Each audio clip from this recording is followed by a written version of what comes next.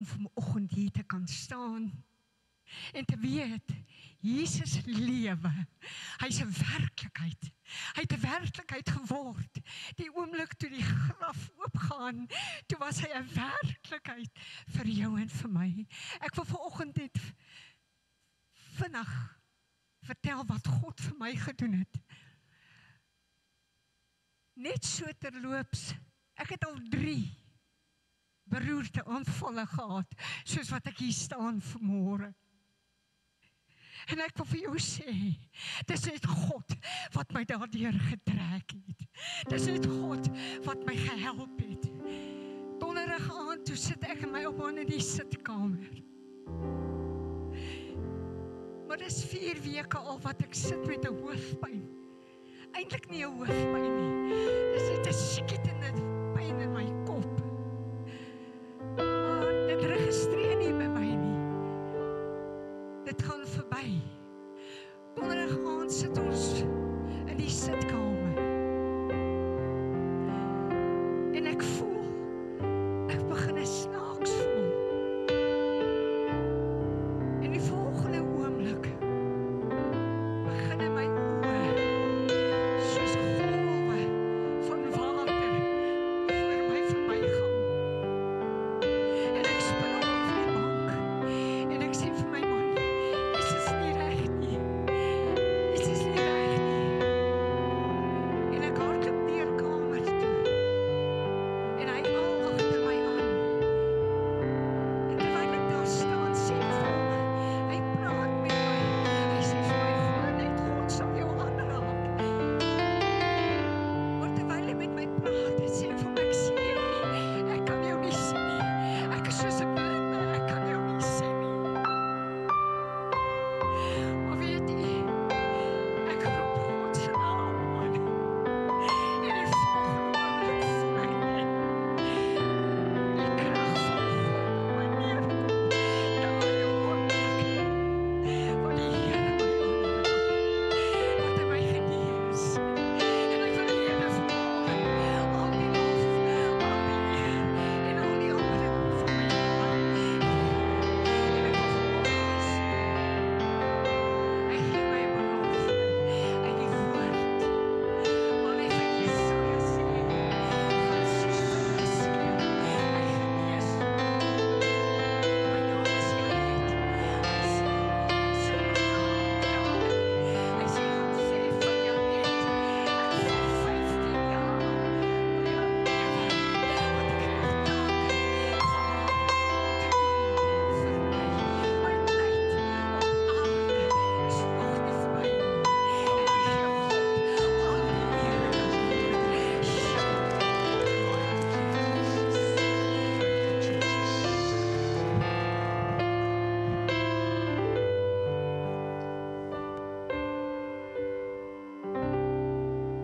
Here nie groot nie. Kom ons gee die Here 'n hartlike handeklap. Thank you Jesus. Die Here red nog en die Here genees nog. En hy raak aan soos hy wil, wanneer hy wil en wie hy wil. Maar ons het 'n naam. Hoor wat sê, toe ek die naam van die Here aanroep. Sy naam beteken verlossing. Prys die Here. God is groot en God is goed. Wat 'n wonderlike voorreg om die Here te kan ken. Voordat ek na die nagmaaltafel toe oorgaan, die klank is 'n bietjie hard hierdie kant, Jacques, asseblief, voor daar sy beter. Wil ek net graag 'n paar of die nuwe lidmate voorstel wat vanoggend kon kom. Die ander sal ons op 'n ander geleentheid voorstel. Ek gaan sommer almal se name lees en dan kan julle ook sommer weet wie het die afgelope 4 weke die prys betaal om 7:15 al hier agter te wees. Ons het hulle toegerus 4 weke aan mekaar net op 'n paar basiese dinge wat ons graag wil hê hulle moes weet. Baie van hulle wat daar was ken die beginsels, maar dit is belangrik dat ons almal deur so 'n proses vat, dat ons seker is dat mense weet wat is die eerste 4 tree wat hulle ten minste moet gee om die koninkryk van God in te gaan. Loof sy wonderlike naam. Kom ons sit net so en bid ons saam. Vader, baie, baie dankie vir die goedheid, dankie vir die wonderlike getuienis. Dankie Here dat U ingegryp het en Here ook so by hierdie lewensjare gevoeg het, die lewe in Christus Jesus. Sal U Here vanmôre stil staan by elke persoon hier teenwoordig, sal U net U koninkryk in ons harte laat kom, sal U net Hemelse Vader U wil laat geskied in elke mens. Dankie vir U goedheid, dankie vir U guns, ons eer U, ons loof U en ons aanbid U in Jesus se wonderlike naam, en die volk van die Here sê amen. Ek gaan vra dat die volgende mense vir my na vore toe kom en sommer vir my hier voorkom staan op die kansel dat julle hulle mooi kan sien, en dan gaan ons vir hulle bid. Ek wil net verskoning vra dat ons sertifikate wat ons uitdeel by so 'n geleentheid, toe ek nou dit in die hande kry, weet Annel het altyd al daai goed gedoen, en toe ons het nou uiteindelik opspoor, in die hande kry waar dit ook nou al gesave is, ons bel haar omtrent elke dag as ons goedjies wil weet. Toe sien ek daar met sekere aanpassings op die sertifikaat gemaak word. Pastoor Morney se handtekening is daar, en ek weet nie of julle agtergekom het nie, hy is nou al vir 4 maande nie hier nie. Hy sit in Port Elizabeth, gemeente, groot uitdagings, wonderlike gemeente, en die Here gebruik hulle kragtiglik daar, en ek dank die Here dat ons ook 'n inspraak in hulle lewe kon hê, sodat hulle daai gemeente kon oorvat tot eer en verheerliking van die naam van Jesus. Ek gaan vra dat Chris en Evelyn Kreer na vore kom. Chris is nie vanoggend hier nie, hy werk, so hy het verskoning gevra, maar Evelyn, jy sal seker vorentoe kom, né?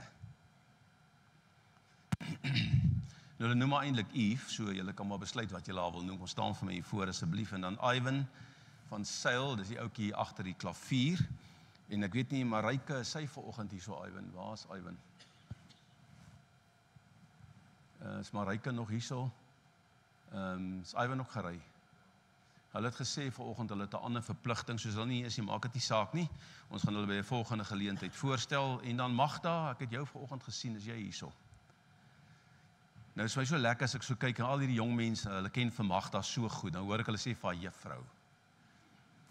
So Magda is hier by Pretoria Noord Hoërskool vir baie jare al betrokke, en die kinders ken haar, en sy het ook 'n groot inspraak in hulle lewe. En dan Rensha Gebhardt en Corneille, julle kan vir my na vorentoe kom asseblief. En dan Ellen en Roseanne Schwartz, en dan William Chauki. Nou ek ken hom as pastoor William, en ek gaan sommer vra dat Virginia ook vir my na vorentoe kom, sy vrou asseblief. Pastoor William is nou al vir 'n geruime tyd hier by ons, en wat vir my altyd wonderlik is, as ek net kyk hoe hy die Here worship. Dis lekker om dit te sien. Ons het nie net 'n ma en pa bygekry nie, ons het sommer klein kabouters ook bygekry, né? Prys die Here. Ek dink die kinderkerk is ook baie bly. Loof die Here. Nou ons gaan vir hulle vanmôre bid, en vir die Here vra dat hy met hulle sal wees. Ek wil vir hulle almal sê baie dankie dat julle bereid is om hier by ons gewig in te gooi. Die koninkryk van God is wyd. Hy is baie meer as net hierdie kerk. Hope baie meer is my bietjie genade wat ek, baie genade wat ek gekry het in die bietjie wat ek doen. Maar dankie dat julle bereid is om in te skakel en ook julle gewig in te gooi by dit wat die Here wil doen. Nou, dis my altyd lekker om so pad met hulle te loop, en dan kan ek hulle lekker leer ken vir al daai 4 weke daar agter, dan sien ek wie van hulle pas waar in en wat se gawes werk, en dis altyd wonderlik om dit te sien. So ons gaan vir julle vra om saam met ons te staan, en dan gaan vir ons vir hulle bid. Nou, ons het sommer vir hulle 'n notaboekie gegee vir vanmôre, dat hulle sommer maar net so terwyl ons die preek, Pastor William, you can make some notes of all the preachings here.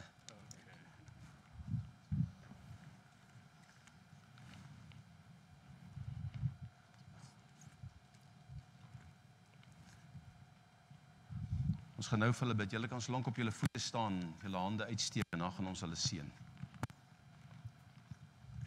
Sê Corneille, dat jy is hier hoor. Mighty Jesus. Kom ons staan en dan vra ons vir die Here. En ek wil jy kan net bless hulle net daar waar jy is. Seën hulle net. Vader, dankie. Terwyl ek my hande uitsteek en ek die teenwoordigheid van die Here ervaar. En die gemeente, Here, hulle hande van seën, verwelkoming uitreik na hierdie mense. Here, het ons nie nodig om hulle voor te stel aan U nie, want U ken hulle van geboorte af, voor geboorte, sê die Bybel. Maar ons leer hulle ken, want hulle is die afgelope tyd hier by ons betrokke. En vele van hulle is reeds deur die bad van wedergeboorte. Maar Here, vanmôre is dit vir ons 'n wonderlike voorreg om te sê, welkom by Lewende Waters gemeente. En ek wil vra, Here, dat U vir hulle sal seën. Dankie dat Virginia ook vanmôre hier is, Here. Ons eer U daarvoor en ons loof U en ons aanbid U. Here, dis mense wat U aangesig soek. Dis mense, Hemelse Vader, wat in U koninkryk iets wil doen. En ek wil bid dat U elkeen, Here, sal gee om sy plek te vind binne die liggaam van die Here. Want elke liggaamsdeel het 'n funksie en elkeen van ons vervul so 'n funksie. Maar elkeen, Here, se gawe maak vir hom ruimte en bring hom in die teenwoordigheid van die aansienlikes. En daarom wil ek bid, Here, dat die teenwoordigheid van die Here, soos ons vanmôre gesing het, hierdie huis sal vul en dat U krag en U heerlikheid op hulle sal rus in Jesus se almagtige naam. Seën hulle, wees vir hulle God van naby en gebruik hulle, Hemelse Vader, waar U hulle wil gebruik, maar alles tot eer van U naam, in Jesus se naam. Amen. Baie geluk, Here, die Here seën julle en baie welkom. Sterkte vir julle ook vorentoe. Kom ons gee vir hulle 'n hartlike handeklap. Jou gaan ek in elk geval geluk wens, want ek weet jy's op pad. Prys die Here. Here seën vir julle, hoor. Mag daar vir jou ook, hoor. Prys die Here, man. Sterkte vir julle, hoor. Baie dankie, julle kan julle sitplekke neem. Ek gaan vra dat terwyl hulle sitplekkies neem, laat die nagmaalspan vir my na vore kom.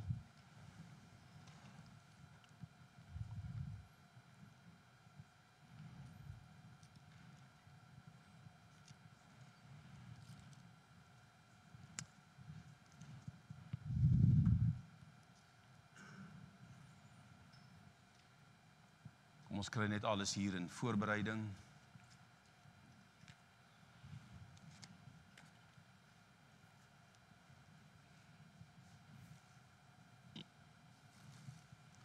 Elke besoeker mag die Here julle ryklik seën en so hoop julle geniet die diens saam met ons. Al die mamas en papas wat weg is met vakansie, Pastoor Marius het verskoning gemaak. Hy is bietjie met vakansie, met verlof vir 2 weke met die skooltyd.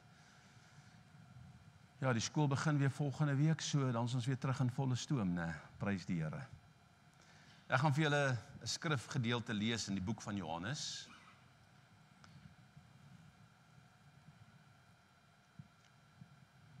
Die 12de hoofstuk, vers 23 tot en met vers 28. Maar Jesus antwoord hulle en sê, die uur het gekom, dat die Seun van die mens verheerlik moet word. Voorwaar ek sê vir julle, as die koringkorrel nie in die grond val en sterf nie, bly dit alleen. Maar as dit sterf, dra dit veel vrug. Wie sy lewe liefhet, sal dit verloor. Maar wie sy lewe haat in hierdie wêreld, sal dit bewaar vir die ewige lewe. As iemand my dien, laat hom my volg, en waar ek is, daar sal my dienaar ook wees. En as iemand my dien, sal die Vader hom eer. Nou is my siel ontsteld, en wat sal ek sê? Vader, red my uit hierdie uur. Maar hierom het ek in hierdie uur gekom. Vader, verheerlik U naam. Daar het toe 'n stem uit die hemel gekom. Ek het dit verheerlik en ek sal dit weer verheerlik. Wanneer ons na die nagmaaltafel kyk, dan ervaar ons dikwels hier in ons hart weemoed. Ons voel hartseer as ons dink aan hierdie uurse gebeurtenis, waar ons Here Jesus deur al hierdie trauma in sy lewe moes gaan, die geweldige stryd, maar ook die intense pyn van daardie oomblikke, eintlik vanaf Getsemane totdat hy sy laaste asem uitgeblaas het. Maar hy maak 'n radikale stelling hier en hy sê, Sal ek bid dat hierdie beker by my verbygaan? Sal ek bid dat hierdie uur verby my beweeg of dat dit nie aanbreek nie? Sê nee. Hiervoor het ek in die wêreld gekom. En dan sê hy, om wat te doen? Sodat God in my, sodat God deur my verheerlik kan word. En dan gaan hy in die vorige verse en hy sê, waar hy is, sal sy dienaar wees. So met ander woorde, u en ek moet vandag verstaan, as Christus verheerlik is, deurdat hy sy eie lewe afgelê het.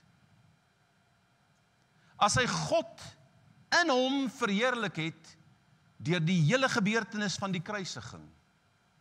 En ons volg hom waar hy is, dan behoort en sal ons lewe ook hom verheerlik. En dis vanmôre my gebed, dat my lewe die Here sal verheerlik, waar ek agter Christus stap. En daarom dank ons die Here vir hierdie tafel, en vanmôre is hierdie tafel vir my nie 'n tafel van weemoed nie, dis nie 'n tafel van hartseer nie. Vir ons is dit 'n tafel van blydskap. Hy het deur hierdie geweldige krisis in sy lewe gekom, waar sy bloed, sy sweet en bloeddruppels, die druppels van sy sweet en bloed verander het. Waar hy in benoudheid uitgeroep het, Here, as dit U wil is, laat hierdie beker net by my verbygaan, daar in sy gebed, terwyl hy verwag het dat sy volgelinge, wat 'n klip gooi van hom af ver weg was, dat hulle vir hom sou intree en sou bid in hierdie uur, omdat hy gedink het, hulle verstaan dit. Maar hulle het dit nie verstaan nie. Die derde keer gaan hy terug, en hy sê vir hulle, slaap maar voort. Want hulle wat my sal verraai, hy wat my gaan verraai is voor die deur, is hier. En van daardie oomblik af kom die hele Ou Testamentiese bedeling in vervulling. Waar hy die prys betaal, die lam van God, wat geslag is in die tuin van Eden, en die belofte dat 'n kind gebore sal word, wie die verlosser sal wees van elke mens wat glo. En ek glo vandag in hierdie Christus. Hy is die Alfa en die Omega. Hy is die begin en die einde. Die Bybel sê, hy is God lofwaardig tot in alle ewigheid. Daarom het ons vrymoedigheid vanmôre om aan hierdie tafel te sit. Verlede week was ek by Dr. Durant, en hy het my daar ondersoek vir 'n krisis waarmee ek sukkel, en ek sê vir Christa, ek weet nie of hy alles mooi gekyk het wat hy moes doen nie, maar ek en hy het meer teologie gepraat as wat hy my ondersoek het. 'n hoogs geleerde man, hy's 'n chirurg, maar hy ken die woord van God. Hy het 'n liefde vir die Here. En hy vra my, moet julle mooi weet, ek is nie heeltemal lekker by daar waar ek is nie, want julle weet hoe gaan dit in 'n spreekkamer. Dan vra hy my ongelooflike tegniese vrae. Dan voel ek hierdie kop voel nou te klein om hierdie man met hierdie klomp kennis te antwoord. Maar ek probeer, en hy sê vir my, hoe sien jy die nagmaal? Ek quoteer vir hom die skrif wat ek ken en wat in my hart is. Hy sê, weet jy hoe sien ek dit? Die skrif wat sê dat die liggaam is siek, omdat jy die liggaam nie onderskei nie. Dis nie die een kry kanker, en die een kry suikersiekte, en die een kry dit. Hy sê, dis nie hoe ek dit sien nie. Hy sê, maar ek sien dit omdat die liggaam nie in 'n eenheid by die nagmaal by mekaar kom nie, is die liggaam van Christus siek. Want daar moet 'n eenheid wees, een brood word gebreek en gedeel. Een beker word uitgegiet. Maar wanneer die liggaam by die nagmaal byeenkom, dan word die brood weer een. Toe ek uitstap, toe sê ek vir hom, dis die eerste keer dat ek daai benadering so hoor, maar dankie daarvoor. Want dit het vir my iets beteken. So moenie wegbly by die nagmaal nie. Daarom was nagmaal vroeër jare die grootste gebeurtenis van elke maand op die kalender van die ou mense. Die Here Jesus het in die nag waarin hy verraai is, brood geneem.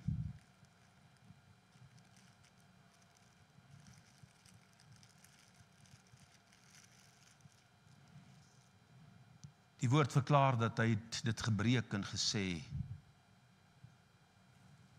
dit is my liggaam wat vir julle gebreek word.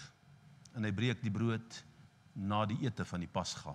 Die Pasga was verby. En hy stel die nagmaal in as die nuwe verbond. En elkeen wat van hierdie brood neem, het 'n deel aan sy liggaam. Want soos dat ek hierdie brood gebreek het, en dis wat 'n dokter Durant probeer sê het, hierdie stukkie brood in my hand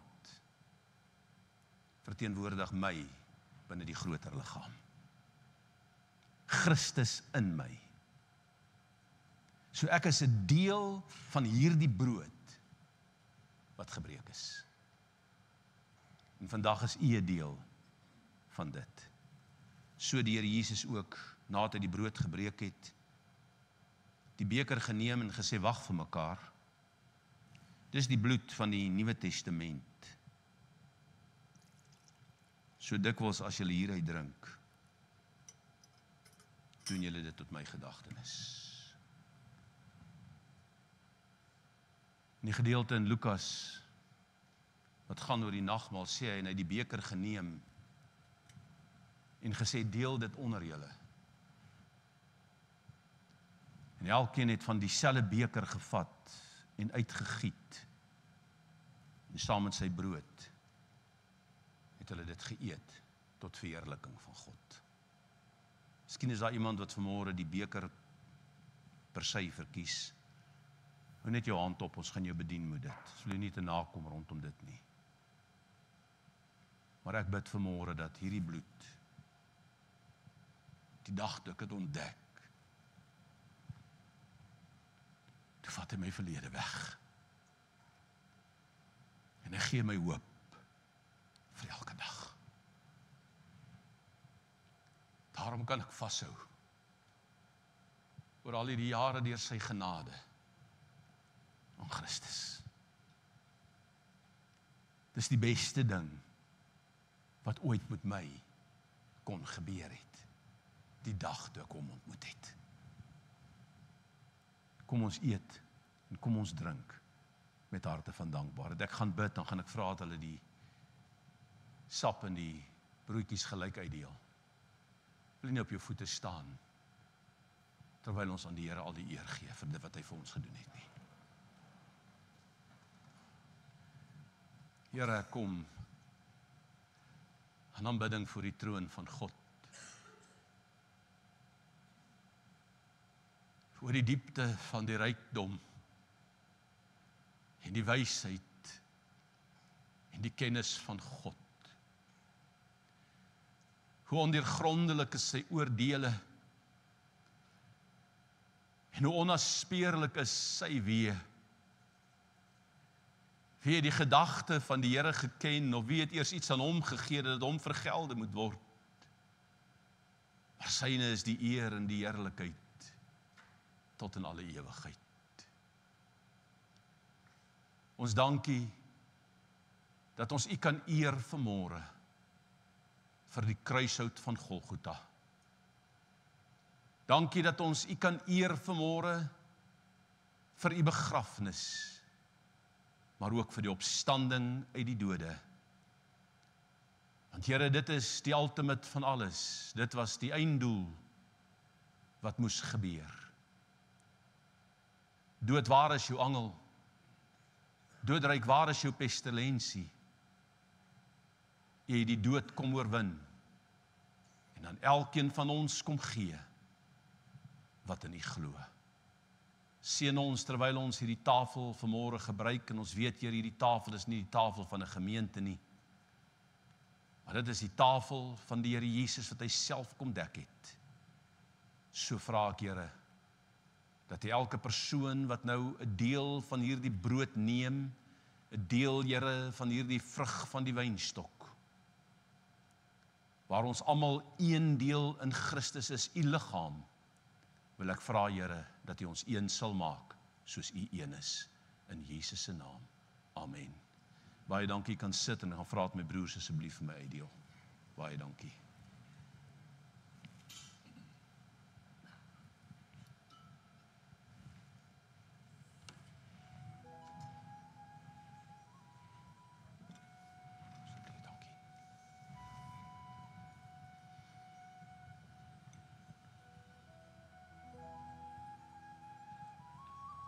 Kom ons hou dit net vas tot almal het.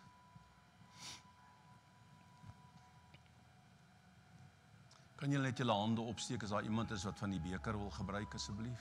Daar is 'n hand.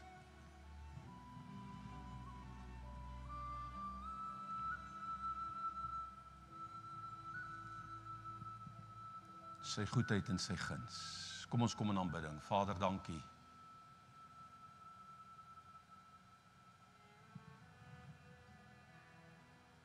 Dat ons deel kan wees van U.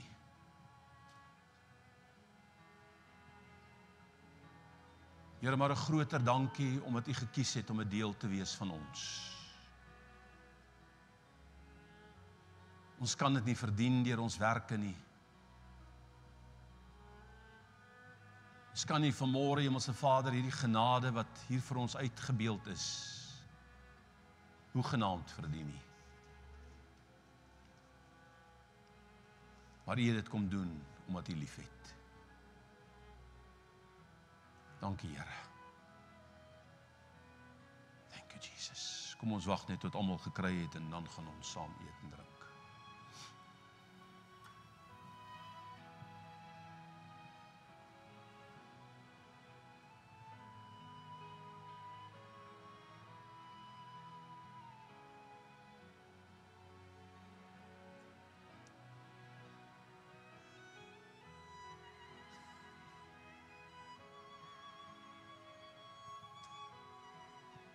Wag net dat hulle die moederskamer ook bedien.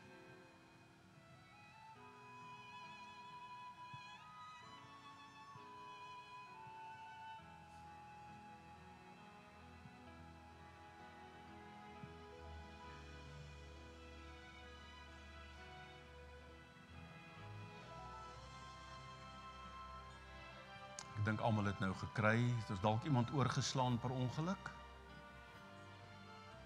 Het almal 'n glasie en almal 'n stukkie brood. Kom ons eet voor die Here met dankbare harte vir sy goedheid en sy guns.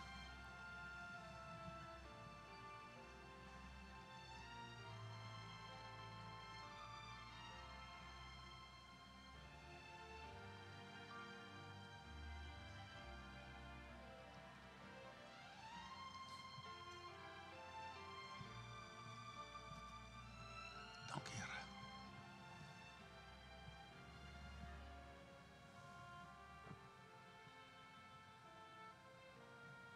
Vader, ons eer U.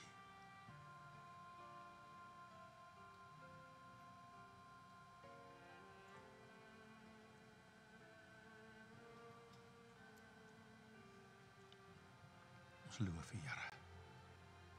Dankie, Here, dat U daardie dag toegelaat het dat in U lewe U Vader verheerlik is.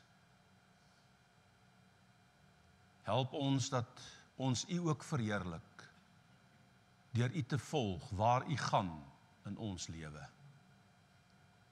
En ek dank U daarvoor, Jesus. Amen. U kan die glasies vir my na die middel toe stuur.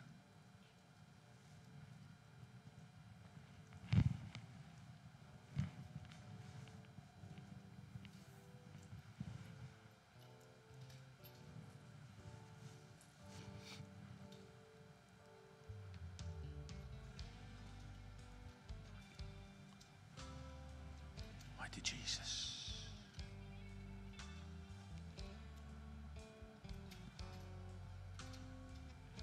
Lord, we worship you, God.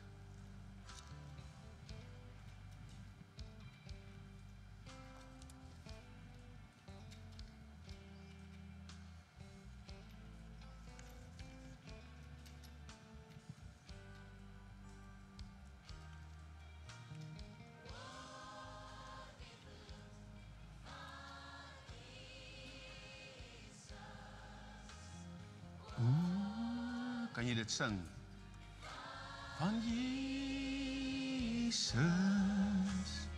oor die bloed van Jesus.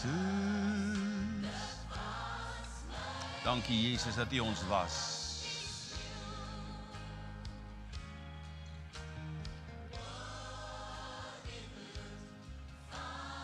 Oor die bloed van Jesus.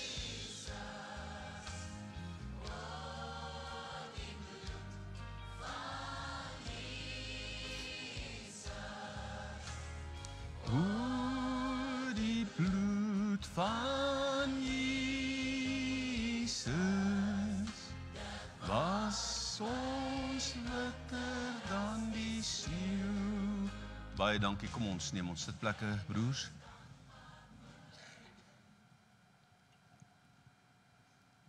Loof sy wonderlike naam.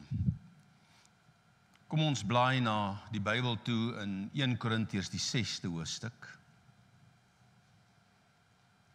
Vers 19 en 20 en daarmee saam in die Ou Testament 2 Kronieke, die 6de hoofstuk, vers 7 en 8. 1 Korintiërs 6, vers 19 tot 20 en 2 Kronieke 6, vers 7 en 8. Sien julle uit na die woord? Prys die Here. Hier is dan 3 voorlinks.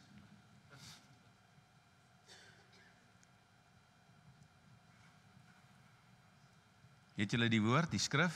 Is op die bord ook wees, maar as jy jou Bybel het, lees dit maar daar.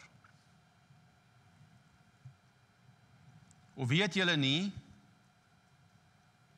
dat julle liggaam 'n tempel is van die Heilige Gees wat in julle is? Wat julle van God het en dat julle nie aan julself behoort nie. Sê bietjie, ek is 'n tempel van God. Want julle is duur gekoop, die bewys is hier voor ons, verheerlik God dan waar? Ek hoor nie? Is dit nie presies wat Jesus gesê het in daai skrif wat ek vir jou gelees het nie? Verheerlik God dan in julle liggaam en in julle gees wat aan God behoort. So waar moet ons God verheerlik? In ons liggaam en in ons gees. Hoekom? Want dit behoort aan die Here. Okay, daarmee saam 1 Kronieke 6. Ons gaan nou terugkom na hierdie skrif toe, vers 7 en 8.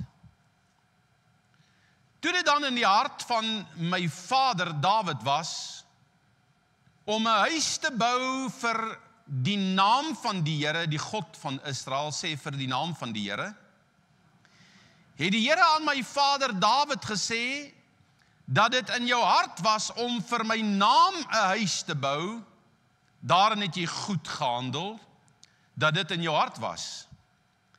Alleen maar jy sal die huis nie bou nie, maar jou seun wat uit jou lendene sal voorkom, die sal vir my naam die huis bou. Tot sover die geleesde gedeelte in die Here se woord. Ek wil jou bedien vanmôre rondom die tema 'n tempel vir sy naam. 'n tempel vir sy naam. Ek het so 3 weke of wat gelede het die Here met my hierdie skrifte gedeel en redelik tyd op dit spandeer. En dit het my aangegryp om te sien hoeveel keer na die tempel verwys word as die gebou waarin God sou woon, maar 'n tempel vir sy naam. Die Bybel sê dit aan mekaar, en hy skrif wat ek nou vir julle gelees het, sê dit aan mekaar. So God het 'n tempel laat bou met een uitsluitlike doel, terwille van sy naam. En verlede week, terwyl pastoor Ediard vir ons hier bedien, het hy 'n skets op die bord gesit, en ek gaan daai sketsie weer vir julle gee. Nou, hy het gesê verlede week dat dit het hom 'n paar seisoene gevat om daai ding te teken. En toe stuur hy vir my net 'n foto van dit aan, en ek kon nie met hom werk nie, en toe vat dit my meer as 'n dekade om dit reg te kry. Toe dog ek, hoorie, kom ek bel iemand wat weet.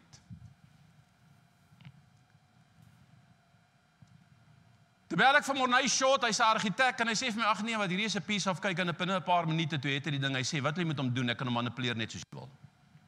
Pastoor Ediaars, as jy dit weer moet doen, bel my, hoor, ek gaan vir jou die nommer gee. Maar jy het hom goed gedoen, hoor. Ek wil eintlik met jou na die tyd praat, want ek wil weet hoe het jy een gedeelte reg gekry wat ek nie reg kon kry nie. Okay, ek is BC, en dit is nie before Christ nie, dit is before computers. Ediaard het hierdie skets op die bord gesit, en sy boodskap het aangesluit by pastoor Marius, wat die vorige week bedien het, rondom word heilig, want God is heilig. Nou in hierdie skets wat hier voor jou is, en ek wil vanmôre by dit aansluiting vind, en ek gaan 'n oorsig gee oor wat hy bedien het, sodat ek die gedagte wat die Here met my gedeel het vanmôre na u toe kan bring. En toe ek aanvanklik hierdie skets sien, toe dink ek by myself, Ediaard, dit was nie so moeilik om die ster net in die middel van die sirkel te kry nie, dit behoort redelik maklik te wees. Maar deur die verloop van sy boodskap het ek agtergekom, wat probeer hy met ons deel? Wat wil hy vir ons sê? En hy het baie duidelik deurgekom. Dit was 'n goeie boodskap, hoor. So wat probeer hy in hierdie skets met my en jou deel? Hy sê vir ons dat die sirkel verteenwoordig God, dis die groen gedeelte. En dan die ster wat ons daar sien, en dit was sy woorde, verteenwoordig elke persoon wat tot bekering gekom het. Met ander woorde, sy boodskap verlede week het gegaan vir bekeerlinge. Hy het gepraat met mense wat God reeds gevind het. Mense wat klaar in Christus is. Mense wat in God is. En die tema wat hy aan hierdie skets en hierdie boodskap gekoppel het aan sy gedagte vir verlede week was die grenslyn wat die beeld van God vorm. Hy het stil gestaan by die boek van Genesis wat hy gesê het, almal van ons is geskep na God se beeld, maar die sonde in ons lewe oorskry die grenslyne of die parameters van God se beeld, en dit is nou die sterre, kan julle sien, want is grys.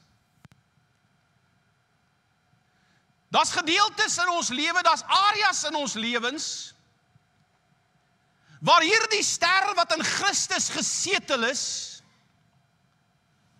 en hy het dit tentakels genoem, is ek reg? Die punte van hierdie ster, as jy nie weet wat se ding is 'n tentakel nie, steek uit aan die buitekant van die parameter van wat hy voorstel hier God is.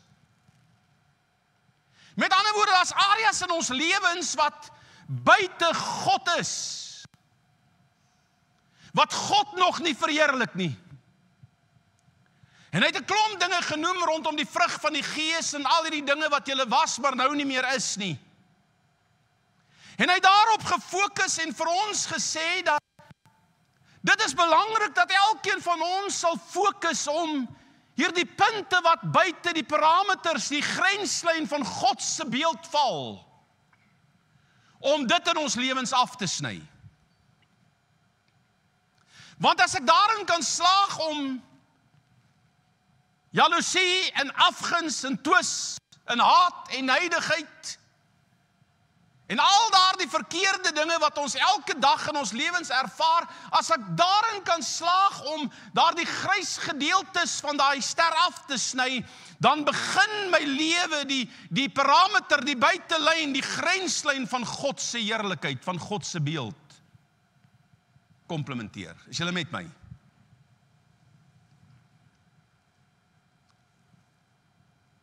So almal van ons moet elke dag poog om ons lewe voor 'n spieël te sit en te kyk. Watter areas in my lewe verheerlik God nog nie? En ek weet nie of julle weet nie, maar ek dink my ster het nie net 6 punte soos hierdie een nie. Ek weet nie hoeveel punte is hier nie. Ek dink myne het 10 punte en al 10 steek uit. Kom aan. Ek weet julle is heilig, dis nie by julle die geval nie. OK. Word heilig, het Marius gesê, want God is heilig. In Galasiërs 5 vers 9 staan, en hy het nie hierdie skrif gekwoteer nie, so jy kan hom al gaan neerskryf. 'n bietjie suurdeeg maak die hele deeg suur. So met ander woorde, hierdie dinge aan die buitekant van daardie parameters van God se beeld, aan die buitekant van die grenslyn wat ons so maklik aanhang. Dis hoekom die boek van Hebreërs sê, julle het nog nie ten bloede toe weerstand gebied teen die sonde nie. Ons bly binne hierdie swakhede en dan skuil ons agter die genade wat vir ons oorvloedig is. God se genade. Maar ek wil hê jy moet vanmôre baie mooi verstaan. 'n Man bel my in hierdie week en julle het hom al baie gesien hier in Pretoria Noord. Hy's op straat en hy het 'n hond by hom en iemand het hom my nommer gegee en hy soek verblyf vir die winter want die winter kom. En ek het nie verblyf nie, want om verblyf vir iemand te gee is nie 'n maklike saak nie. Maar ek verwys hom na 'n klomp plekke toe wat hom dalk kan help en hy kom terug en hy sê niemand kan hom help nie. Ek sê, weet jy, ek kan dalk jou nie help met verblyf nie, maar ek wil hê jy moet verstaan, ek kan jou help vanmôre met jou lewe, want jou lewe val uitmekaar en jy's op die straat. Jy is streetwise, jy oorleef al daar vir jare. Jou lewe moet in orde kom. Kry my in hierdie week. Ek wil jou uitvat vir ontbyt. Ek wil met jou sit. Ek wil hoor wat in jou hart aangaan. Ek wil hoor, hoekom steek jou ster se punte by die beeld van God verby? Hy het my tot vandag toe nie geantwoord nie. Hy het 'n geleentheid, kind van die Here, om sy lewe in orde te trek. Ek kan hom nie 'n huis gee nie, maar hy leef al vir jare, vir maande op die straat. Hy weet hoe om daar te oorleef. Hierdie mense is beradingswise, kind van die Here. Maar ek wil vanmôre jy moet verstaan, God kan hom help. Maar hy moet oorgee, hy moet besluit. Hy moet sy lewe in rigting kry. Hy moet verantwoordelikheid vat vir waar hy is. Hy moet opstaan uit sy situasie en God begin eer. Ons is nie verloorders nie. Jy's geskep na die beeld van God. Sy heerlikheid, ons het nou gelees, sy gees is in ons en ons moet hom verheerlik. Hierdie onbeleide, onbeheerde, ek wil dit nie net onbeleid noem nie, ek wil dit onbeheerd noem. Sonde in ons lewe ontneem ons van heiligmaking en om die vrug van God se gees te dra. Vandag in die kerkwêreld gaan alles oor die blessings van die Here, oor die seën van die Here maak ryk, oor al hierdie goeie dinge wat God vir ons doen. Ek wil vanmôre vir jou sê, die beste ding wat God vir my gedoen het, is om sy bloed aan my te gee en om in te lyf by sy liggaam, en hy is heilig, daarom wil ek heilig wees. Dit gaan nie net oor die blessings nie, dit gaan nie net oor die finansiële voorspoed nie, dit gaan nie net oor werksvoorspoed nie, dit gaan nie net oor geluk nie, dit gaan vanmôre, kind van die Here, my lewe moet God verheerlik. Want ek is die tempel van die Here. En waar God is, behoort ek te wees. Hierdie se oplossing om hierdie grys tentakels onder God se heerskappy te bring, het hy opgesom met 4 goed. Nommer 1, identifiseer die dinge in jou lewe teenstrydig met God. So gaan kyk wat is daar wat teenstrydig is met die gees van die Here. En julle, ek sê met jou waar ek staan, dan kom hulle hier my kop op. Kom aan. Ek weet nou nie julle nie. Terwyl ek hier preek, moet jou praat oor hierdie dinge wat ons doen. Ek word te gou kwaad. Die woorde van my mond getuig nie. Dis nie met sout besprinkel nie. Ek deel nie met mense met wie ek moet deel nie. Ek bid nie vir mense vir wie ek moet bid nie. Ek word woedend wanneer goed om my gebeur. Ek oordeel mense Ons sê mense is sleg. Al hierdie dinge wat met ons gebeur, wat ons nie hanteer nie, wat buite God se beeld reflekteer, kind van die Here, is die dinge wat my en jou geestelik aftrek. Dit hou my onder. En weet jy wat, ek wil nie meer onder wees nie. God het my geroep, sê die Bybel, as die kop, en nie die hart nie.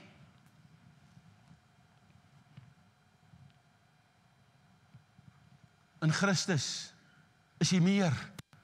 Is ek meer as wat? 'n oorwinnaar. Hoekom sukkel ons met hierdie sonde in ons lewe? Hoekom sukkel ons met hierdie tentakels in ons lewe? Identifiseer hierdie dinge in jou lewe wat teenstrydig is met God se beeld. En is maklik, jy kan dit doen. Kyk net na wat jy doen, hoe jy optree deur die loop van hierdie week wat voor lê.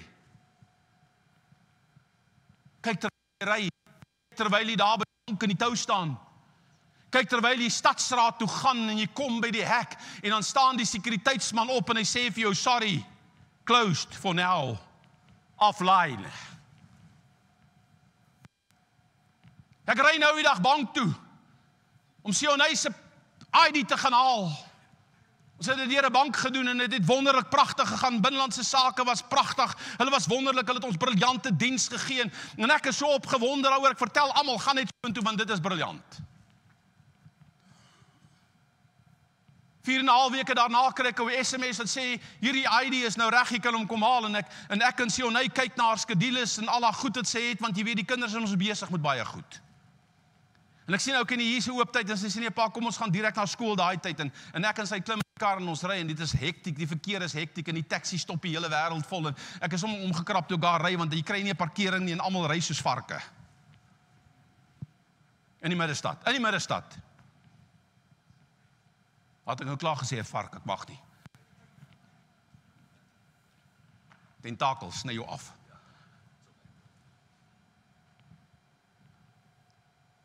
En ek sien hier buite by die bank is daar 'n commotion.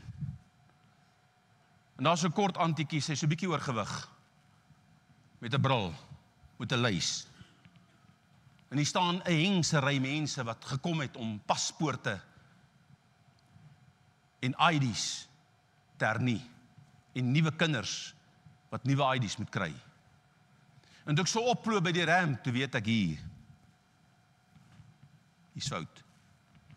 Al die pad verniet. En ek kom daar en ek hoor net sy sê, hoorie so nee, ons kan julle nie help nie. En ek stap vorentoe, ek sê vir haar, ek kom net 'n collection doen. Dis net uit die rakkie in my hand. Uit die rakkie, kyk na hierdie kind wat hier voor jou staan in haar hand. No computer snapping. No sorry sir, you must come back next time. We are offline. Maar toe agter, die offline is lang naweek. En hierdie is nou 2 uur in die Vrydagmiddag of die Donderdagmiddag, die Vrydag is 'n vakansiedag. So binnelandse sake is offline want hulle is gone. Die bankwerk, hulle is nie offline nie.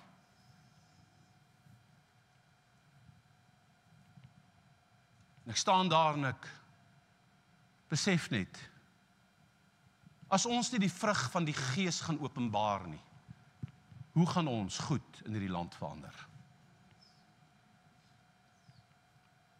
Is hierdie goed wat met ons gebeur? Jy het tyd uitgekoop. Nou mors jy 'n uur en 'n half van jou dag om voor 'n leë office te gaan staan. Identifiseer hierdie dinge wat jou kontamineer. Nommer 2, maak 'n keuse om dit aan God te onderwerp. Nommer 3, wees waaksaam teen versoekinge. Pas op vir dit. Want dit is 'n familiar spirit. As jy alkoholist was en jy het opgehou drink, gaan daai gees jou heeltyd tormenteer. Hoekom? Want hy wil hê jy moet weer drink. As jy te veel van die vrouens kyk terwyl jy getroud is, en en jy het tot bekering gekom en jy het oorwinning daaroor gekry, gaan daai gees die hele tyd probeer om jou in daardie rigting te kry. As jy lekker gevloek het, as 'n ou voor jou inry en jy word kwaad, glo my, daar gaan 10 karre deur die loop van hierdie dag voor jou inry. Hoekom? Want die Bybel sê, struikelblokke gaan kom. Sny dit af. Identifiseer dit. Maak 'n keuse. Wees waaksaam teen versoekinge. En die laaste punt wat hy genoem het is, begin heers oor jou swakhede. Want ons is tot alles in staat deur Christus wat ons die krag gee. Jy sien die oomblik, wanneer ons die gryspunte, die tentakels afsny,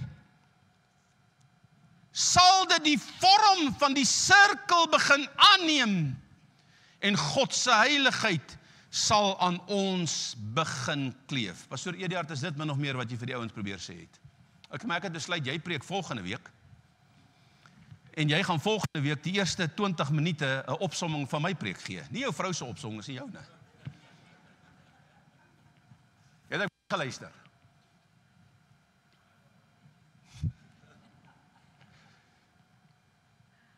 Jy sien, kind van die Here.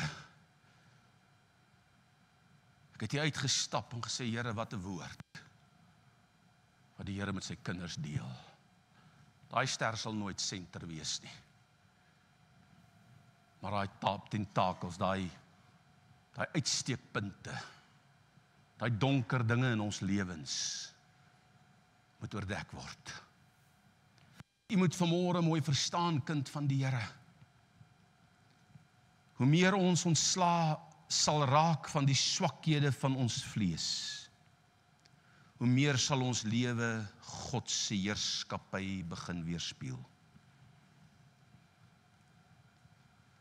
Maar ek wil vanmôre stil staan en fokus op 'n tweede benadering. Ek wil iets met jou deel wat ek die afgelope paar weke net gesien het. John Maxwell, en u ken hom almal, hy is die meester op leierskap, het eendag gesê, moet nie fokus op jou swakhede nie, maar spandeer eerder jou energie om te fokus op jou sterkpunte. Het julle al gehoor, daar is 'n ding soos 'n nuwejaarsvoorneme? Kom aan, wie van u ken dit? Waarop fokus 'n nuwejaarsvoorneme? Gewoonlik. Sê dit hard. Op verandering, maar op die dinge waarmee jy sukkel. So ons nuwejaarsvoorneme stel ons in, ag, ek wil hierdie jaar ten minste 15 kilogram verloor. Ek sê dit nooit, maar ek hoor dit. En dan aan die middel van daardie jaar dan hierdie 15 kilogram verloor, 3 kilogram bygekry. OK? In die meeste gevalle. Ek gaan hierdie jaar, gaan ek meer tyd in gebed spandeer. En die oomblik as jy dit spreek, net as jy jou gereed maak om daar waar jy bid te gaan bid, dan begin jou telefoon lui. Of soos daar waar ek bly, dan gaan die alarms af. Dan gebeur goed wat buite jou beheer is en dit trek jou aandag af. Hoekom? Want die duiwel wil nie hê jy moet dit doen nie. So jy en ek moet vanmôre ons fokus verander en dis wat ek met jou wil deel. John Maxwell sê, jy moet nie net fokus op jou swakhede nie, maar draai so 'n bietjie jou fokus weg van jou swakhede en fokus op jou sterkpunte. Want dis die dinge wat jou dra. Dis die dinge wat jou vorentoe laat gaan. Dis die dinge wat jou laat bereik. Want as jy die hele dag fokus op jou swakpunte, gaan jy in elk geval depressief raak, want jy gaan sukkel om daardie swakpunte in jou lewe te oorkom. Hoekom? Want jy sit vasgevang in hierdie vlees, wat gekoppel is aan sonde. As ons net fokus op ons swakhede, sal die duiwel ons konstant besig hou met versoekinge ten opsigte van ons swakhede. Ek het al so baie Christene gekry en sê hulle, weet jy, ek veg weer vandag die duiwel. Jy hoef hom nie te veg nie, Jesus het hom klaar geveg en hom oorwin. Kom aan man. Die mense is so duiwelbewus dat hulle Christus vergeet. En daarmee sê ek nie, moet hom ignoreer nie. Want is die demoon en daai demoon, as jy op 'n gebou loop, daar's 'n demoon en daar's 'n demoon. Jy was eendag iemand aan my kuil, my sonnaarskool, ek het ligte gaan koop vir een eenvoudige rede het ons hierdie kerk gebou het vir die sonnaarskool wat bekostigbaar was, dat hierdie kerk was muurligte wat hulle kon bekostig het en die ding het so 'n leeuetjie opgehad soos Leeubrug se leeuetjie, so gesiggie van 'n leeu en toe ek weer daar kom, toe's al die leeuetjies se gesiggies afgeskroef en in hierdie lampie se buitekant glasie het 'n gaatjie in en ek kan sien iets is weg en ek dog, nou wie het nou hierdie goed gesteel? Ek weet nie wat was daar op nie. En toe hoor ek nie, dis iemand in die gemeente wat sê, nee, hierdie is nou duiwels. Toe sê ek, wie is die leeu? Wie sê, dis nie 'n verteenwoordiging van die leeu van Judastam nie. Hy loop rond soos 'n brullende leeu, maar hy is nie 'n brullende leeu nie. Christus het hom oorwin en ek en jy moet in sy oorwinning begin leef. Ons moet in sy krag begin leef, want sy Heilige Gees is nou binne in jou, sê hy. Jy moet hom begin verheerlik in jou lewe. Ek wil nie net fokus op die gryspunte van my ster wat buite die grenslyne van God uitsteek nie. Ja, dis belangrik. Jy moet dit. Jy moet jou swakhede erken. Jy moet besluit neem om dit te oorwin. Jy moet die duiwel se versoekinge weerstaan en jy moet begin heers met die krag van God se Gees. Dis absoluut so. Maar ons moet vanmôre iets uit Johannes die Doper se lewe gaan leer. En dis die vers wat die Here my gegee het. En toe jy daar die skrifte deel en sy hele preek doen, toe hoor ek net hoe die Gees van die Here daar die skrif opnuut in my gees oproep. En Johannes die 3de hoofstuk vers 22 tot 32. Daar's 'n klomp verse. Raak Johannes se disippels in 'n teologiese woordewisseling met die Jode betrokke.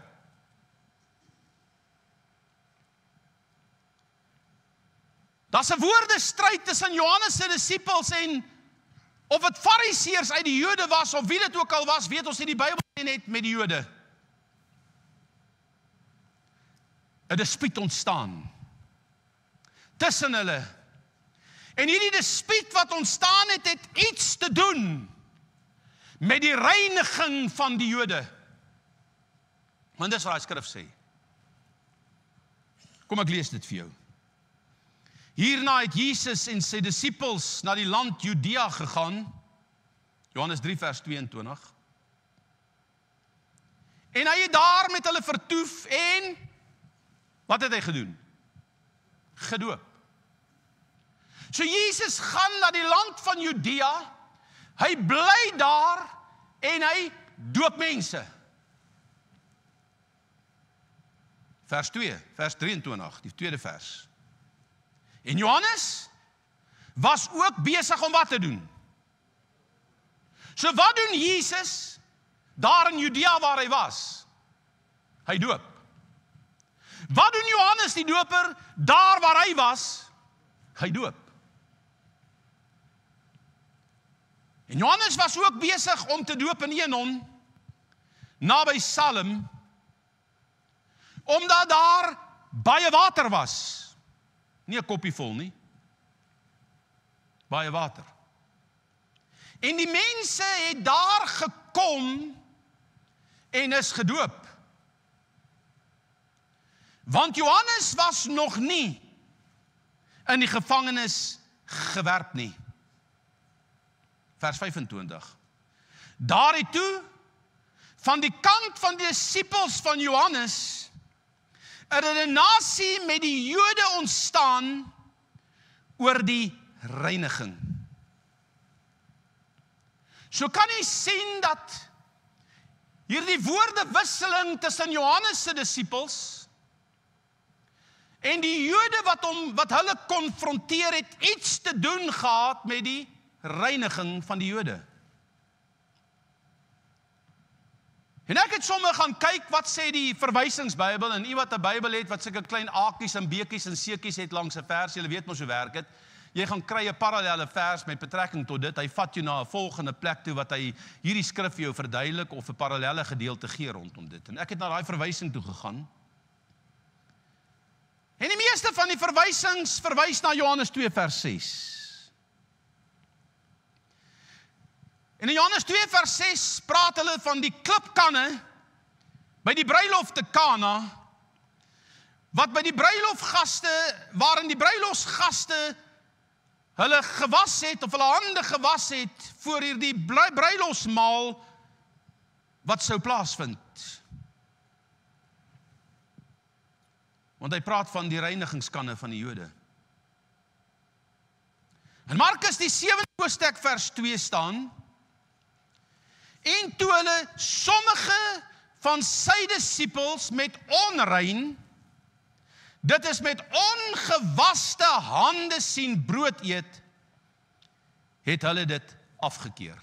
Nou toe ek hierdie vers lees, so dink ek sal 'n lekker Jood uitgemaak het. Want ek was my hande 1000 keer op 'n dag.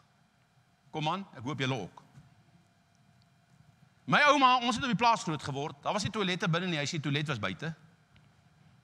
En sy het daai kindertjies dopgehou, soos 'n valk. En as jy net lyk asof jy in die rigting afkom van waar die ou klein huisie gestaan het, dan is sy uitgekom met 'n skottel water en 'n lampetbeker, soos hulle daai jare genoem het. Dan sê sy, was jou hande. So ons was gedwing van so groot af om heeldag hande te was. En hier sien ons dat die Jode was gewoond om hulle hande te was, want hulle kon nie met ongewaste hande brood eet nie. En toe hulle sien dat die disippels van Jesus dit doen, toe keer hulle dit af. Vers 3. Want die Fariseërs en al die Jode eet nie, as hulle nie deeglik die hande gewas het nie, omdat hulle vashou aan die oorleweringe van die oumas en oupas. OK? Moet asseblief nie met vuile hande gaan eet nie. Hoor my mooi, dis nie wat hier staan nie. Maar hulle het saligheidswaarde aan hierdie goed gekoppel. En dit is wat die verwysing sê, dat daai reinheid van die Jode verwys na hande was. En ek het hierdie vers gelees, hierdie hoofstuk gelees, en dit weer gelees, en dit weer gelees. En as ek na die konteks van Johannes 3 vers 22 tot 32 kyk, dan sien ek iets anders. Vers 22 sê dat Jesus saam met die 12 apostels na Judea gegaan het, en daar vertoef het en gedoop het. Vers 23 sê dat Johannes ook besig was om te doop naby Salem, omdat daar baie water was. Dan volg vers 24 wat verklaar dat Johannes nog nie deur Herodes in die gevangenis gesit was nie. En in vers 25 vind ons Johannes, die doper se disippels, in 'n argument met die Jode oor die reiniging. Uit die konteks van hierdie verse wat ek nou vir jou gelees het, is dit vir my duidelik dat die woordewisseling nie oor hande was gehandel het in daardie dag nie, maar dat dit iets te doen het met die reiniging van die doop. Hoor jy wat ek vir jou sê? Daar het 'n dispuut ontstaan, want Jesus doop en Johannes doop, en hier kom 'n dispuut in die midde van hierdie gebeurtenisse, en hulle redeneer met Johannes se disipel oor hierdie doop van bekering. In Hebreërs die 10de hoofstuk vers 20 staan, terwyl ons dan broeders vrymoedigheid het om in die heiligdom in te gaan deur die bloed van Jesus. Dis Johannes se boodskap. Op die nuwe en die lewende weg wat hy vir ons ingewy het deur die voorhangsel heen, dit is sy vlees en ons 'n groot hoëpriester oor die huis van God het, laat ons toetree met 'n waaragtige hart en volle geloofsversekerheid, die harte deur besprenkeling gereinig van 'n slegte gewete en die liggaam gewas in rein water. In 1 Korintiërs 6 vers 11 staan, en dit was sommige van julle, maar julle het julle laat afwas, maar julle is geheilig, maar julle is geregverdig in die naam van die Here Jesus en deur die Gees van ons God. In Hebreërs 9 vers 8 staan, waarmee die Heilige Gees dit duidelik maak, dat die weg na die heiligdom nog nie geopen is, solank as wat die eerste tabernakel, die wettiese bedeling, nog standhou nie. Die ou verbond, vers 9. Dit was 'n beeld, 'n tipe, met die oog op die teenswoordige tyd, waarin daar gawes en offers gebring word, wat hom wat die diens verrig, na die gewete nie volkome kan maak nie, omdat dit net bestaan het in spys en drank en verskillende wassinge en vleeslike verordeninge wat opgelê is tot op die tyd van Christus, die tyd van herstelling. En hier praat hy van Jesus se hoëpriesterskap. Bly by my.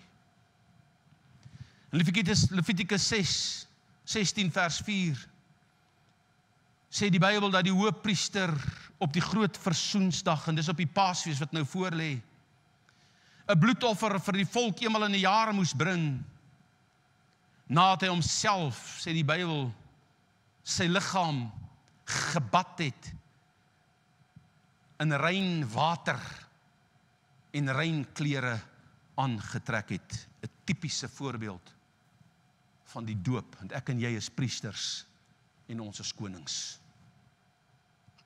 So voordat hierdie offer gebring kan word, deur hierdie hoëpriester, moes hy eers sekere rituele deurgaan, wassinge, moes hy sy eie liggaam was en hom daarna beklee.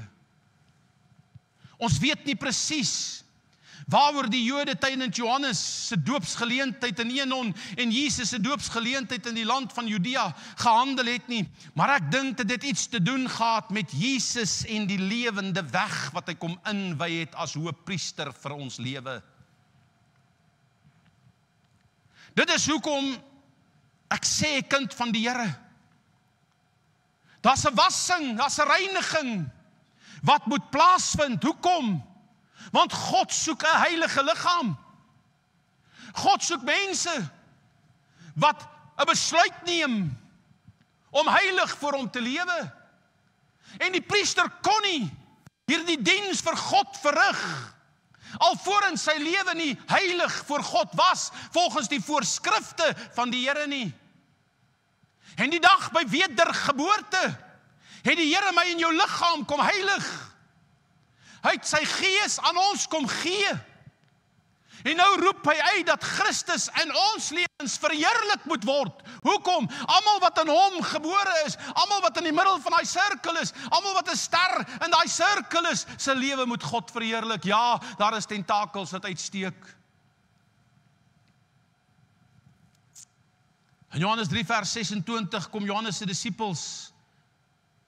En kyk nou mooi, dis nou het hierdie argument tussen hulle en hierdie Jode plaasgevind in die volgende vers. Vers 26 sê, Rabbi, het jy gesien? Johannes, het jy opgelet? Hy wat saam met u oorkant die Jordaan was, van wie u getuig het, kyk, hy doop. En wat gebeur? Ek hoor nie. En almal gaan na Jesus toe. Dit is 'n betekenisvolle skrif hierdie. Hier staan die wegbereider. Hy wie vooraf die pad bepaal het. Hy wie se lewe afgesonder en uitverkoop was om hierdie profetiese woord oor sy lewe te vervul as die een wat vir Christus die nuwe lewe sal inwy. Hier kom sy disippels na hom toe en hulle sê, Rabbi, Het jy gesien dat almal, hierdie wat vooraf na jou toe gekom het, hierdie wat vooraf deur jou bedien is, hierdie wat na jou toe gekom het en deur jou gedoop is, weet jy, het jy gesien dat almal van hulle nou na Jesus toe gaan. Skielik word almal in Johannes se bediening bewus dat Johannes se populariteit afgeneem het. Want dis wat hier staan. Want die duisende wat hom gevolg het, die duisende wat van oral af gekom het, kom nie meer na Johannes toe nie. Maar hulle gaan nou na Jesus toe. Sy disippels voel bedreig. Wat gaan van ons word? Waar gaan ons heen? Wat gaan ons nou doen? Want hier die Jesus en sy disippels, hulle kry al die eer. Johannes, die werk wat jy ingesit het, die prediking wat jy gedoen het, die swaar wat jy deurgegaan het, word verydel. Want al hierdie mense kom nie meer na jou toe nie, maar hulle gaan nou na Jesus toe. Hulle voel bedreig. En ek wil hê jy moet mooi gaan kyk, wat is die sterse punt wat uitsteek? Jaloesie. Kom aan. Jaloesie. En afguns word in hulle harte gebore. Na aanleiding van die redenasie, die argumente wat hulle met die Jode gehad het oor die reiniging. Hier gebeur iets in hierdie disippels se lewe. Daar word 'n saad van negativiteit geplant. En skielik kyk hulle na die omstandighede. En hierdie versoeking wat hulle pad langs kom, word nie geïdentifiseer nie. Hulle sny nie daardie punt van die ster af nie, maar hulle gee aandag daaraan en hulle kom na hulle meester toe met hierdie absolute woord wat hom te nakom en hulle sê vir hom, kom jy nie agter Johannes dat jy word te nagekom nie.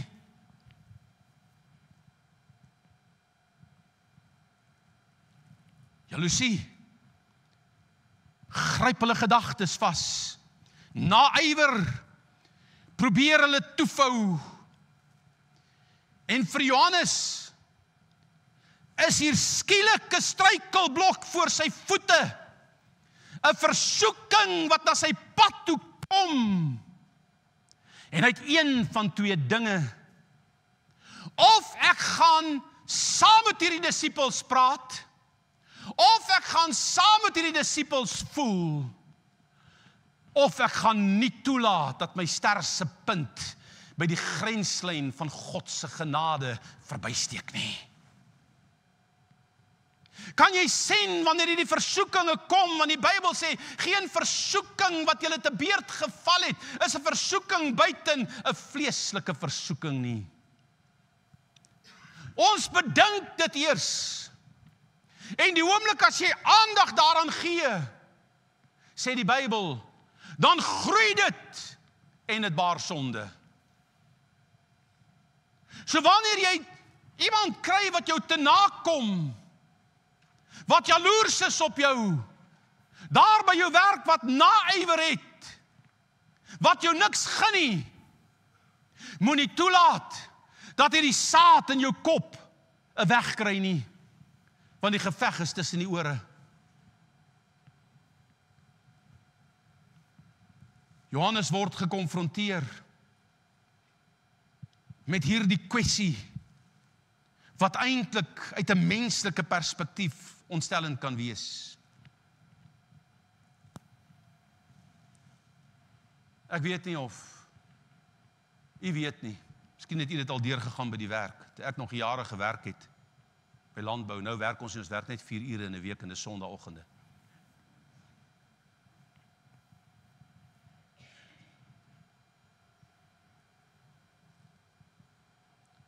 Dan is dit so 'n kind van die Here, dat naaiwer dikwels in jou hart wil gaan lê, want jy voel jy verdien hierdie posisie. Jy voel jy verdien hierdie pos. Jy voel jy verdien hierdie verhoging.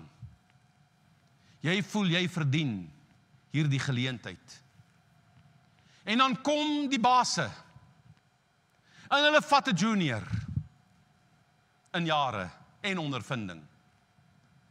En hulle sê vir hom, dis jou plek.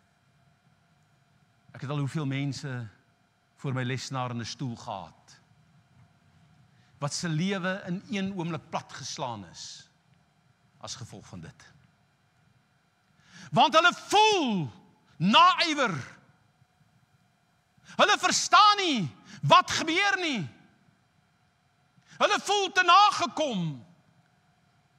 En weet jy wat gebeur as ons te nagekom voel? Die Engelse woord is ons retaliate. Jy vergeld. Jy wil terugkry. Jy het gesien die kinders op skool. Ek wag baie keer daar by die skool, die laerskool, nou nie die hoërskool, maar die laerskool nie baie. Dan sien hy een seentjie kom en dan stamp hy hierdie ander seentjie laat hy doorval. En dan vlieg hy klein mannetjie op. Dan besluit hy, nou gaan ek jou terugkry. En dan jaag hy hom. Die hele wêreld vol, maar terugkry gaan hy hom terugkry. Dis in ons menswees. Kom aan.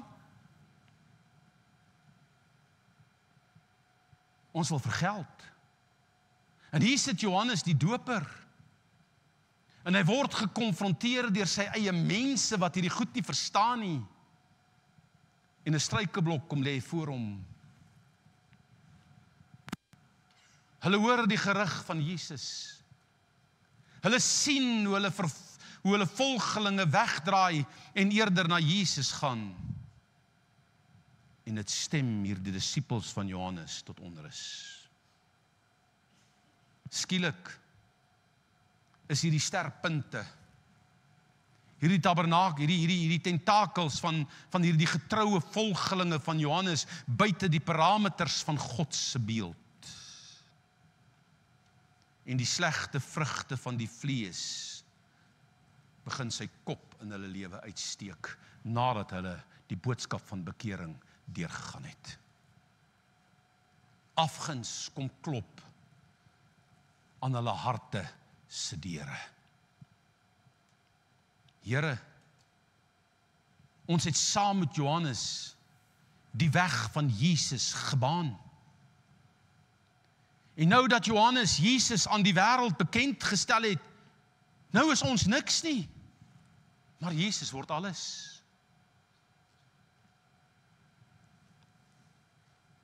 Hoor wat antwoord Johannes die doper op hierdie kwessie. Vers 27. 'n Mens, ek lees hierdie skrif en ek dink, Here, watter diepte in die gees van God het op hierdie man gerus nie. Maar kan, hy sê, 'n mens kan niks aanneem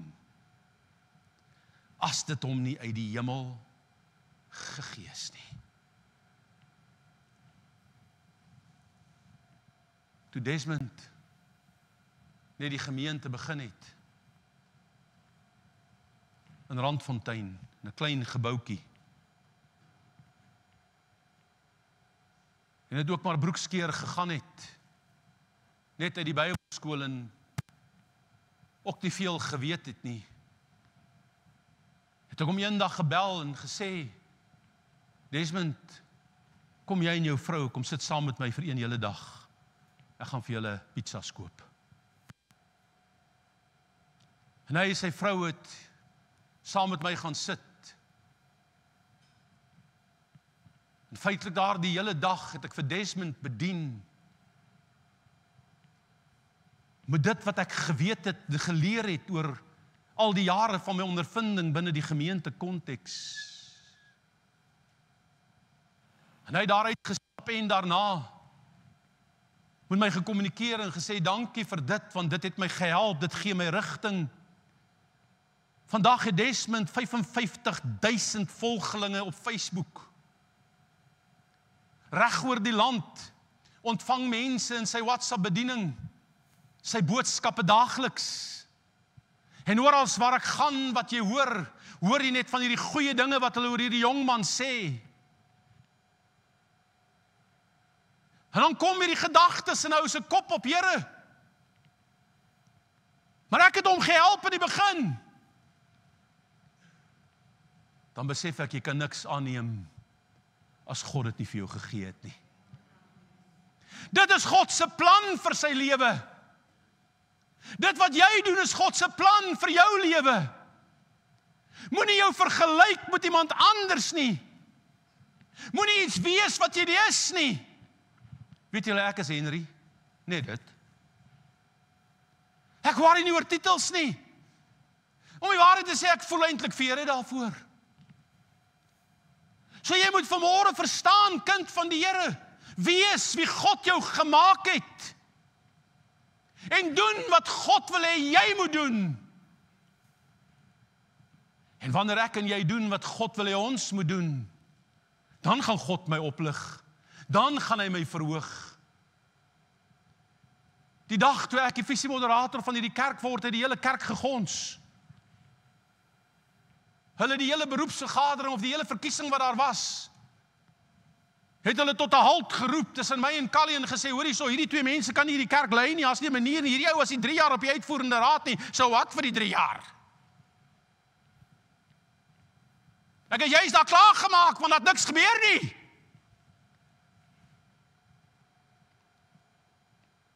En vir 1 hele jaar, of bykans 'n jaar moet ons terugsit. En die hele kerk is chaos. Jy sien, kind van die Here, hoekom? Want God het gekies. En daar's 'n skrif uit wat sê, en ek dink is in die boek van Nehemia wat hy sê, wie sal God kan keer as hy besluit om jou te seën? Wie kan God keer? Hoekom? Want jy is sy huis. Hy woon binne in jou. Maar hy soek 'n huis wat vir sy naam tot eer is. Hy soek nie 'n vuil huis nie. Hy soek 'n skoon huis. Hy soek 'n huis waarvan die tentakels afgesny is. 'n Mens kan niks aanneem as dit hom nie uit die hemel gegee is nie. Dis duidelik, Johannes. Sy sterkpunte bly binne die sirkel, al is hier die aanslag van die duiwel teen hom. Hy laat nie sy sterse punte buite die raamwerk van God se heerlikheid beweeg nie. Hoor jy wat ek sê? En dis die vraag wat ek by jou wil los vanmôre. Hoe het hy dit reg gekry? Hoe het hy dit reg gekry om nie voor daardie versoeking te soeg nie? En pastoor Ediard, hier kom die verskil tussen my en jou preek. Vers 30. En hy antwoord hulle, hy, dis Jesus, moet meer word, maar ek minder. Kan jy hy skyfie vir my oorsit asseblief? Wat gebeur wanneer hierdie vers in ons lewens in plek kom? Wat gebeur met daai ster? Kan jy een teruggaan asseblief? Gaan net een vir my terug. Kyk daai grys aan die linkerkant. Daai punte steek heeltemal uit. Daar's niks groen op daai grenslyn nie. Geef my die volgende skyfie. Hy moet meer word en ek moet minder word. En ek het geleer, hoe meer ek op God fokus, hoe meer ek hom groter in my lewe maak, hoe meer ek sy naam verheerlik, hoe meer ek God oplig in my lewe, hoe meer tyd ek met God spandeer, hoe meer tyd ek in sy woord spandeer, hoe makliker raak dit om hierdie verkeerde dinge in my lewe te oorkom. Hoekom? Want ek word vol van die krag van God se gees, kind van die Here, en hy begin my vol totdat my beeld begin lyk soos sy beeld, man. Hy moet meer word, maar ek minder. Johannes gee vir ons 'n sleutel tot geestelike oorwinning. Hy fokus nie op sy gevoelens nie. Hy fokus nie op sy en sy disippels se emosies nie. Hy fokus nie op sy grootheid en sy belangrikheid nie. Hy fokus om Christus in sy lewe meer en groter te maak en sy eie ek kleiner. Geef my skyfie 3. Wat gebeur as ek God al hoe groter in my lewe maak? Hierdie ster is nog nie heeltemal senter nie. Maar die dinge wat God mishaag, word bedek onder die bloed van die lam. En deur sy genade ontvang ek sy heerlikheid, man. Hy moet meer word en ek minder. Hoe meer ons onsself in Christus verloor, hoe nader ons aan God beweeg, hoe meer ons God se heerskappy in ons lewe eerste stel, hoe groter ons God in ons lewens maak, hoe meer ons onsself verneder voor die kragtige hand van God, hoe kleiner ons eie ek in ons eie ek word, hoe meer sal God se beeld ons swakhede toevou en ons sy heerlikheid begin uitstraal. Wat is makliker? Om hierdie dinge waarmee jy elke dag sukkel vir jare lank onder beheer te bring? Of om God net elke dag in jou lewe groter te maak? Wat is makliker? Jy sien, kind van die Here, as ek fokus op hierdie slegte punte in my lewe, op hierdie se punte wat uitsteek en wat grys ingekleer is, wat God nie behaag nie, gaan ek dit die een dag regkry en die volgende dag is ek terug. Maar die oomblik wanneer ek Jesus meer maak en ek begin minder word, dan begin God se liefde en sy genade en sy heerlikheid my oorskadu. Johannes sê ek moet minder word, maar Jesus, die lam van God, moet weer word. Jy sien, God soek 'n huis waar hy sy naam kan vestig. Hy soek 'n mens wat totaal aan hom oorgegee is. In 2 Korintiërs die 6de hoofstuk, net in die 6de hoofstuk, vers 5, vers 6, vers 7, vers 8, vers 9 en vers 10. 6 keer in hierdie paar verse bid Salomo dat God vir homself 'n huis sal bou wat sy naam, sy reputasie, sy verlossingskrag, sy grootheid, sy liefde sal verteenwoordig. So wat doen die Here in die tempel? Hy het vir homself 'n tempel gebou waarin hy sy naam wou verheerlik. Nou moet jy baie mooi luister, kind van die Here. In 1 Korintiërs 3 vers 16 vra Paulus, weet julle dan nie dat julle 'n tempel van God is en die Gees van God in julle woon nie? As ons dan die tempel van God geword het, as ons dan die tempel van die Here is, en die Ou Testament in die tempel van Salomo sê dat God het vir homself 'n tempel gebou om sy naam daarin te laat woon, en ek en jy is God se tempel, wil hy vanmôre vir my en jou sê, ons moet heilig wees, want sy naam moet in ons bly. My en jou lewe moet hom verheerlik. Sy naam beteken verlossing. In hom is liefde, in hom is genade, In hom is oorwinnende krag oor die dood, oor sonde en die hel. So ek en jy moet 'n huis bou vir God, elke dag van ons lewe, kind van die Here, om sy naam te vestig. En hoe doen ek dit? Hy moet meer word, en ek moet minder word. Jy sien, dit gaan nie oor die grootheid van wat ek bereik nie. Ek het gesien in Finney se lewe. Een van die reëse in herlewing. In die vroeë 1900s. Hierdie man was 'n evangelis. Hy het op die straat uitgegaan en gepreek. Maar hy het nie uitgegaan voordat sy persoonlike vernoot in voorbidding nie ure op sy knieë deurgebring het om 'n stad en 'n dorp voor God te bring en die magte van die hel te breek in gebed, nie, kind van die Here.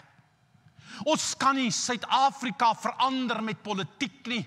Ons kan nie Suid-Afrika verander met ons denke nie. Ons kort die teenwoordigheid van God se gees in ons midde om 'n verandering te bring, sodat die gerig van Christus in hierdie gebou, in hierdie tempel van die Here na buitekant toe kan gaan. Hoe lyk die huis wat jy vir die Here bou? 1 Korintiërs 6 vers 19 sê, of weet julle nie, dat julle liggaam 'n tempel is van die Heilige Gees wat in julle is, wat julle van God het, en dat julle nie aan julle self behoort nie, want julle is duur gekoop. Verheerlik God dan waar? In julle liggaam. Kry hierdie ster, hierdie swakhede in hierdie vlees onder beheer. Deur daai 4 dinge wat Eduard gegee het. Maar ook vanmôre, deur minder te word en God meer in jou lewe te maak. Hoe maak ek God meer? Ek verheerlik hom. Ek spandeer tyd met hom. Ek lees sy woord. Ek leer die gesindheid van Christus aan. En die liefde van Jesus moet uit my straal. Ek wil afsluit met Johannes 12, vers 24.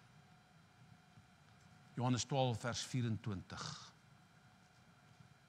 tot 28. Voorwaar, ek sê vir julle,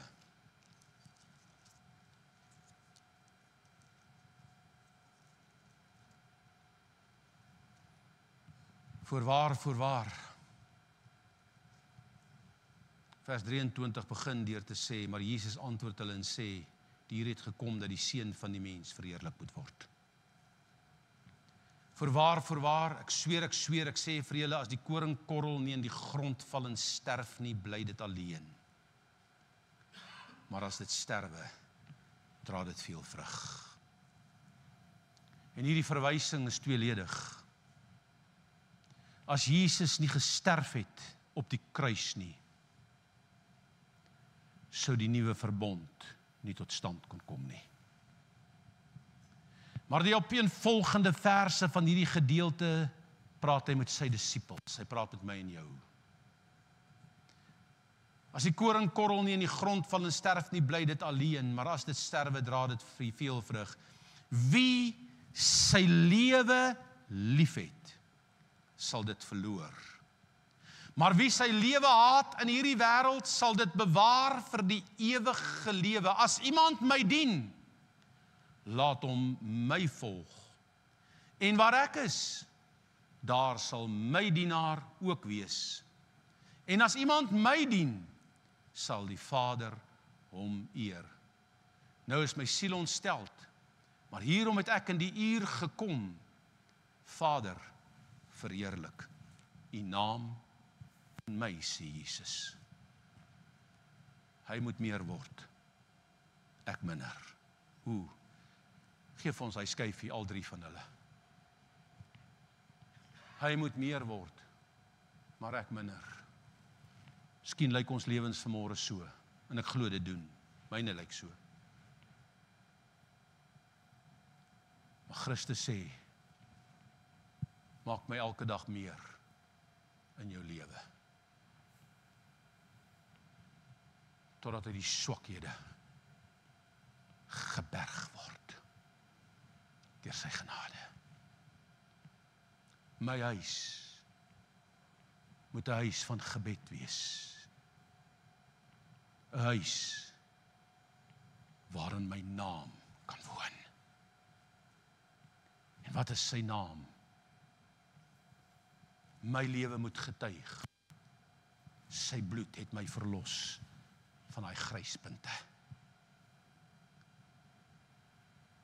My lewe moet getuig dat ek niks is nie, maar Jesus alles. As ons dit nie gaan nastrewe nie, gaan jy vir die res van jou lewe fokus om daai swakhede te oorwin. Maar as jy God toelaat om jouself in hom te verloor, sal jy deur sy krag hierdie swakhede in die vlees win. En ek het bewus geword, as hy 6 keer in een gebed vir die Here sê, u het 'n huis gekies waarin u naam wil laat woon. En die boek van Korintiërs, deur die mond van Paulus skryf op verskeie plekke, ek en jy is die huis van die Here. Dan moet sy naam van verlossing, van liefde, van genade, van krag ook in my woon. En hoe gaan dit gebeur? Ek moet minder word, maar Jesus meer. Anton, kom speel vir my julle asseblief. Terwyl ek die boodskap afsluit,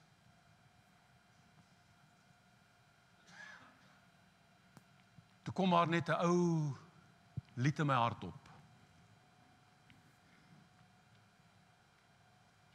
Nou julle, ek het hierdie lied lanklaas in my lewe gesing. Ek weet nie of ons hom ooit in Pastoor Morney se tyd gesing het nie.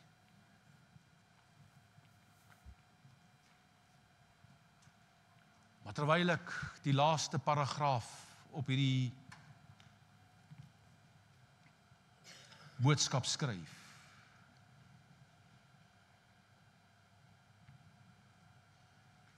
en hierdie woorde in my hart weer klink, hy moet meer word en ek minder. Hy moet meer word en ek minder. Hy moet meer word en ek minder.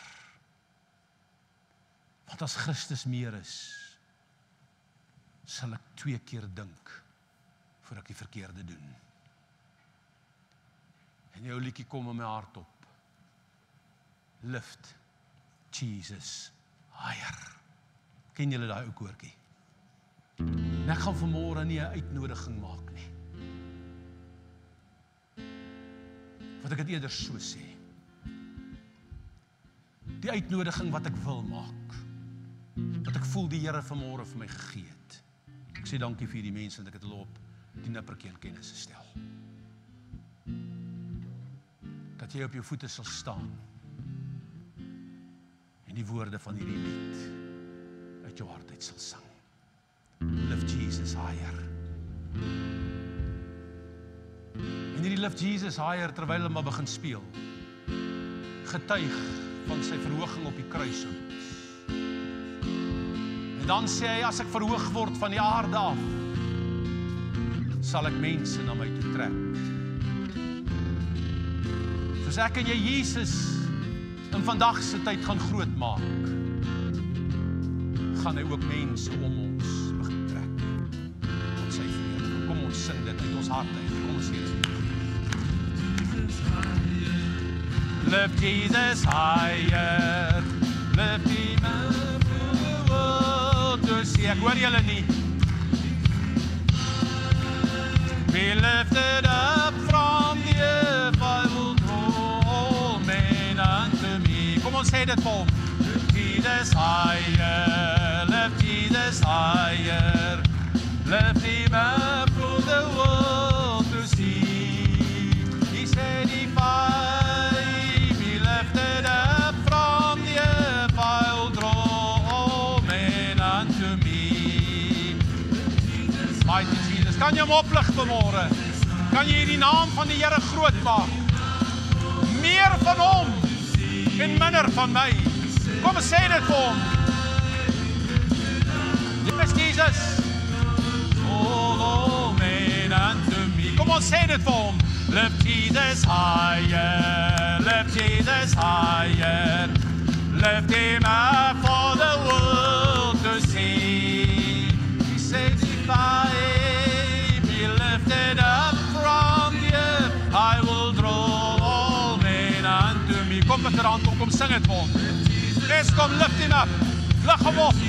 Yes, lig hom op vanmôre. Kom aan, bid hom daar waar jy staan. Vader, ons aanbid die Here. Oh, mighty Jesus, Lord, we worship you. Lifted up from the earth, I'll draw all men unto me. Yes, lift him higher. Lift him up from the earth, mighty Jesus. Lifted up from the earth, I'll draw all men unto me. Kan jy die Here hartlike hande klap gee? Is daar vanmôre iemand in hierdie kerk wat sê, deur hierdie week wat voor lê, wil ek U meer maak. En ek wil graag minder word. Die disciples van Johannes gaan by jou stop en vir jou sê, het jy gehoor? Kom aan. Ek weet nie waarvan of hulle gaan kom nie, maar iemand gaan kom. Want hy wil hê jou sterkste punt moet buite die beeld van God se grens gaan. En wat moet jy hom antwoord? Hy moet, ek hoor nie, hy moet, en ek moet, hy moet, en ek moet, hy moet, en ek moet, hy moet, en ek moet, minder word. Dis jou antwoord. So kom ons waak, op die pad, in die poskantoor, by jou werk, die rye van die stadsraad, in die rye van die bank, op al die plekke waar die dienslewering swak is, wanneer jy afry, en jou kar is nie meer breed genoeg om oor die gate te ry nie, in plaas van om lelik te praat, sny die sterkste punt, en begin Jesus oplig, en sê, Here, I lift you up, ek lig jy op, want U, Here, moet meer word, en ons moet minder word. Vader, ek wil vanmôre uit my hart uitbid, dat elkeen wat vanmôre hier is, en hulle wat inluister, Here, op die Facebook boodskap, of die YouTube, of waar hulle ook al hierdie boodskap kry, dat ons in hierdie week wat voor lê, Here, sal poog, om God meer te maak, sodat ons minder kan word. Want Here, 'n mens kan niks aanneem, as God om uit die hemel dit nie gegee het nie. En ek wil bid, Here, dat U vir ons genade sal gee, om in hierdie week te waak, dat ons, Here, hierdie swakhede in ons lewens sal identifiseer, dat ons 'n besluit sal neem om dit onder beheer te bring, dat ons daaroor sal begin heers, Here, met een uitsluitlike manier, om God meer te maak in my lewe, sodat ek minder kan word. Sal U ons bewaar van versoekinge, want U Onse Vader gebed, daarin bid U en sê, so moet julle bid, bewaar ons van versoekinge. Bewaar elkeen, Here, wat in U huis is, elkeen wat 'n huis vir U naam besig is om te bou. Bewaar ons, Vader, dat ons nie sal sondig, maar dat ons weerstand sal bied met alles in ons binneste, dat ons God eerste sal maak, eerste sal stel, en dat hy alles in ons lewe sal word. Want Here, ek het hierdie reeks begin, die begin van die jaar, met die woorde wat sê, laat die koninkryk kom. Laat U heerskappy in ons lewens kom. Daarom wil ons U meer maak, en ons minder. Dis my gebed, in Jesus almagtige naam. En die volk van die Here sê amen. Voordat jy loop, ek moet minder word. Hy moet, en ek moet, en hy moet, en ek moet, minder word. Gaan in sy liefde.